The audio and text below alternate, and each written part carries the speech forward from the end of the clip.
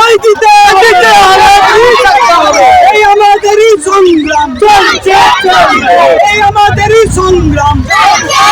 আমরা যে সংগঠন থেকে আজ মিছিল করলাম ফুরফুরা শরীফ আহলে সুন্নাতুল জামাত, যার কর্ণধার হচ্ছে পীরজাদা আব্বাস সিদ্দিকী ভাইজান। কোনোদিন ছাত্র যারা প্রকৃতপক্ষে ছাত্র যারা তারা একটা পরীক্ষার মূল্য বোঝে, একটা পরীক্ষাকে নষ্ট করার জন্য সেই দিনকে কোনো প্রোগ্রাম রাখতে পারে না। আমরা বিভিন্ন ছাত্র সংগঠনের আন্দোলন দেখেছি, তারা যেখানে পরীক্ষা হল সেখানে সাইলেন্স মুড়ে গেছে, মাইক ছাড়া প্রোটেস্ট করেছে। যেমন গরুর গোবরে সোনা পাওয়া যায়, ঠিক ওদের কমেন্ট তো ওই রকমই হবে। যারা যারা কথায় কথায় বাংলাদেশের সঙ্গে তুলনা করে আমার পশ্চিমবাংলার মুসলমানদের, কথায় কথায় যারা সাম্প্রদায়িক কথা বলে, যারা কথায় লুঙ্গি দেখতে পায়, টুপি দেখতে পায়, যারা উগ্রবাদী দেখতে পায়, তাদের কথাবার্তা এই ধরনেরই হবে। বিচার তুমি করবে না, এই হত্যাকাণ্ডের দৃষ্টান্তমূলক শাস্তি চাই। এই আমার ভাই ইন্ডিয়ান হত্যা দোষীদের শাস্তি চাই। জাস্টিস ফর আরজি কর। এই জনগণের একটাই চাই, এই জনগণের একটাই চাই, এই গণতন্ত্রের একটাই চাই, এই দেশবাসীদের একটাই চাই। জাস্টিস ফর আরজি কর। দেখুন, এরকম বাংলার মুখ্যমন্ত্রী থাকার থেকে না থাকাই ভালো। যিনি যখন রেপ হলো তারপরেও তো আমাদের এই পশ্চিমবাংলা পুলিশের হাতেই ছিল, তখন মমতা ব্যানার্জি বিচার করতে পারলেন না। এখন দেখা যাচ্ছে এখানে কি উনি সিবিআইয়ের হাতে ছেড়ে দিয়ে এখন নিজে বিচার চাইতে বেরিয়েছেন। তাহলে আমি বাংলার মুখ্যমন্ত্রীর কাছে প্রশ্ন করতে চাই, যখন আপনার হাতে এই জিনিসটা ছিল তখন আপনি কি বিচার করেছেন? যদি কলকাতা পুলিশ ভাবতো সেই রাত্রি দোষীদেরকে বার করে ফেলতো, কিন্তু বাংলার মুখ্যমন্ত্রী পুরো কেসটাকে ধামা চেপা দেওয়ার চেষ্টা করছে। এখন চাপে পড়ে উনি সিবিআইকে কেসটা দিয়েছে।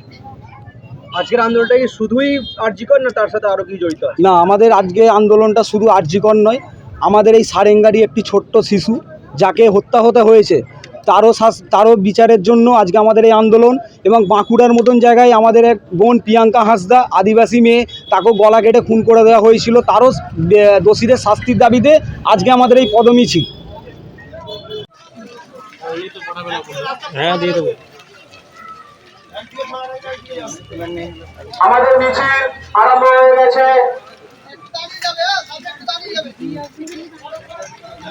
আমি স্লোগান দিচ্ছি, সবাই সাথে বলবেন।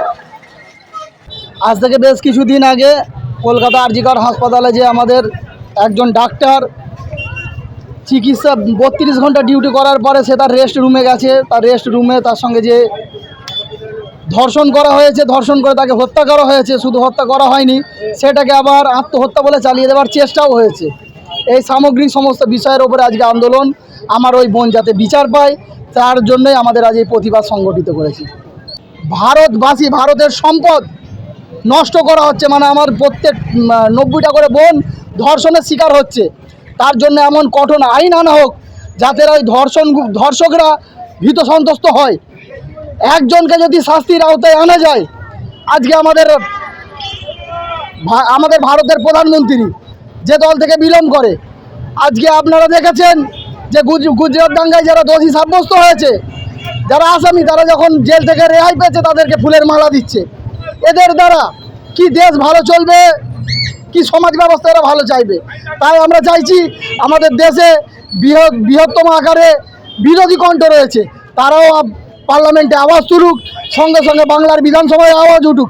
এর বিরুদ্ধে একটা আইন আসা দরকার আছে যাতে করে এই রেপিস্টদের তৎক্ষণাৎ শাস্তির আওতায় আনা হয়।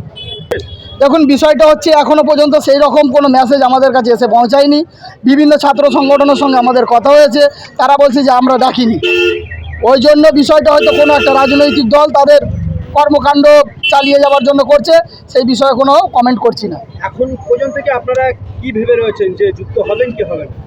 আমাদের যদি সেরকম যে বিভিন্ন যে ছাত্র সংগঠন রয়েছে তারা যদি কল করে আমরা সমর্থন করব।